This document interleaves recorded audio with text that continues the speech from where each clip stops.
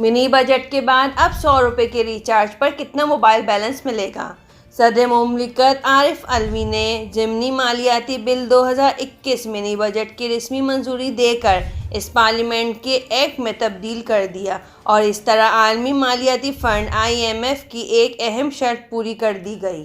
اس منظوری سے متعددہ اشیاء پر ٹیکس اور ڈیوٹیز کی اجتناب کو واپس لیا گیا، جس کے بعد ٹیلی کام سروسز فراہم کرنے والی کمپنیوں نے بیلنس ریچارج پر اضافی ٹیکس لینے کا اعلان کیا ہے۔ تفصیلات کے مطابق اس وقت 100 روپے کے ریچارج پر اگر آپ کو 90 روپے 3 پیسے ملتے ہیں تو اب ایسا نہیں ہوگا۔ در حقیقت اب صارفین کو ہر 100 روپے کے ریچارج پر 3 روپے 9 پیسے کا اضافی وڈ ہولڈنگ ٹیکس ادا کرنا ہوگا۔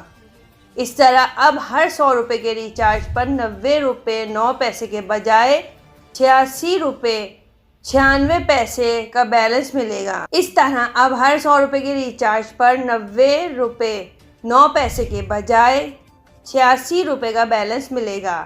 اس کا اطلاق تمام سروسز یعنی جیز، یو فون، ٹیلی نار اور زونگ کے صارفین پر ہوگا۔ ٹیلی کام کمپنیوں کی جانب سے بیلنس میں کٹوتی کے بارے میں صارفین کو آگاہ کرنے والے SMS بھی ارسال کیے گئے ہیں۔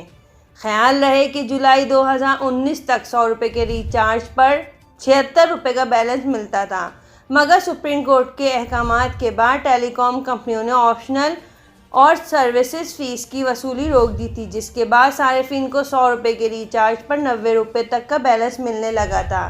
واضح رہے کہ 14 جنوری کو قومی اسمبلی میں منی بجٹ اور اسٹیٹ بینک کی ترمیمی بل کی منظوری کی کثرت رائے سے دی گئی ہے۔ آپ کو ایک بار بتاتے چلے، اب 100 روپے کے ریچارج پر 90 روپے کے بجائے 86 روپے کا بیلنس ملے گا۔